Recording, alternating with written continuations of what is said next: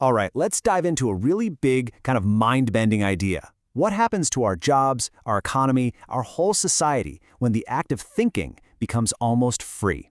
We're going to break down the economics of what some are calling the coming intelligence shock. I want you to just let that sink in for a second. It's a really powerful idea because it flips everything we think we know about work on its head. You see, society doesn't actually pay us for doing something good or even something essential.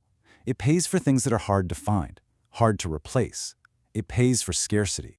And this is the perfect example, right? Look, a brain surgeon's work is incredibly important, of course, but the reason they get paid so much is that it takes, 15 years to train one? There just aren't that many of them. Now, a fast food worker's job is also essential, we all gotta eat, but you can learn those skills in an afternoon. The supply of people who can do that job is basically limitless, so the price, the wage, is low. It's all about scarcity. Now think about this. For pretty much all of recorded history, if you had a really complex problem, you needed a law written, a bridge designed, a disease diagnosed, you had exactly one place to go, a human brain. That was it. Human intelligence had a complete and total monopoly. It was the scarcest, most valuable thing on the planet, and we built our entire world economy on top of that fact. Well, that monopoly, it's over. We are right in the middle of this massive shift. From what the source material calls artisan intelligence, the kind that's handcrafted for years in a human brain, to industrial intelligence, the kind that's mass-produced in a server farm for pennies.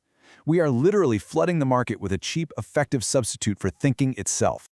So, how does a takeover like this actually happen? Well, this is probably the single biggest misconception people have about AI's impact. It's not about being perfect, it's about being good enough. So let me just ask you straight up, does an AI have to be better than a world-class human expert to make their job obsolete? From an economic point of view, the answer is a huge, resounding no. Not even close. Think of it like this. Is a McDonald's hamburger a better meal than one from a 3-star Michelin restaurant? Of course not. It's objectively, demonstrably worse, but McDonald's took over the entire planet. Why? Because it hit that magic good enough threshold. It delivered maybe 70% of the quality for like 1% of the cost and time. And that price-to-performance ratio, it's unbeatable. And this is exactly the playbook for cognitive work. An AI might only draft a legal memo that says 70% as good as a junior lawyer's, but it does it for basically zero cost, and it does it instantly. The market, you have to remember, will always choose the more efficient option. As soon as a technology is good enough, the expensive, slow human version becomes a luxury good. So where does this good enough revolution strike first? You might think it's going to be the high-end, complex jobs, but actually the first real shockwave is hitting the very bottom. And in doing so, it's breaking the entire career model that we've used for generations. Let me introduce you to the new hire, the Universal Intern. It's an AI that can do all that basic stuff we used to give to college grads. Summarizing reports, writing basic code, drafting emails, checking facts. This intern never sleeps, never asks for a day off, and already knows every single thing you would have had to spend a year teaching a new human employee. You see, the system has always been a kind of apprenticeship. A company hires a bunch of junior employees, accepts that they're going to be kind of useless for a year, and invests in training them to become the future leaders. But now, with the Universal Intern on the scene, why would they? They can just automate that bottom rung and save a ton of money. Which leads to a really devastating question. If you burn the bottom of the ladder, how does anyone ever climb up? Okay, so you might be thinking, great, the future is less thinking, more automation. But here's where it gets really weird, a really counterintuitive twist. We're not heading for an era of less thinking. We're heading for an era of more thinking than ever before in human history. This is all because of a fascinating economic principle from way back in the 1860s called Jevons paradox. And what it says is basically this: when you invent a technology that makes a resource way more efficient and cheaper to use, you don't end up using less of that resource. You end up using a whole lot more. So the classic example is the steam engine in the Industrial Revolution. As they made steam engines more efficient, they needed less coal to get the same amount of power.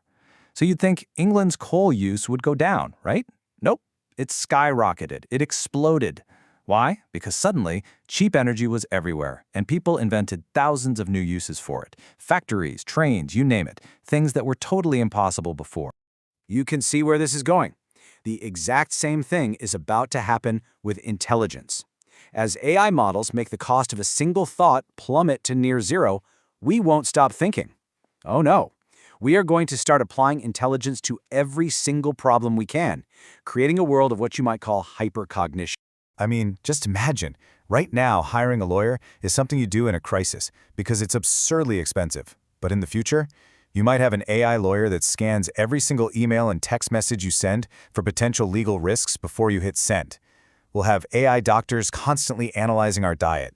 We'll have personalized AI tutors for every kid in every subject. We'll start throwing brain power at problems we never could before, simply because we can. But, and this is a big but, this explosion of cheap intelligence creates a huge new problem. If just thinking becomes a cheap commodity, how do we figure out who is actually smart? How do we assign value to people when our main tool for doing that for the last century is about to break? For over 100 years, the college degree has been our main sorting hat for society. And it wasn't just about the stuff you learned. Getting a degree was a costly signal. It was a proof of work. It told the potential employer, hey, this person was smart enough and disciplined enough to show up for 4 years, do the work, and pass the tests. It was a signal of competence. So what happens when an AI can write that prize-winning essay in 5 seconds? What happens when it can ace that final exam without breaking a sweat? The signal dies. It breaks down completely. A diploma, a digital certificate, it doesn't prove anything about the human holding it anymore, because the work required to get it can be faked for free. The signal becomes noise. So if you can't trust the digital proof, how do you find out who's actually good at something? Well, you have to go old school. You have to fall back on things that a machine can't fake. Things that have to be done live, in person. The oral exam, where you have to defend your ideas on the spot. The whiteboard coding interview. The live audition. We're going to have to verify human skill in the real world, because we just can't trust the digital one anymore. All of this brings us to some really profound questions, things that get to the very core of who we are. We have to start asking ourselves, if that piece of paper, the degree that we've relied on for a century, if it's really and truly broken, Then what is the market value now? What becomes the new signal of competence? What skills, what traits, what proof will society and employers start to reward when just knowing things isn't scarce anymore? And that leads to the final and maybe the most personal question of all. For so many of us, our identity is wrapped up in being a knowledge worker, in being the smart one. So if the market doesn't pay a premium for that anymore, if that's not your special superpower, then who are you?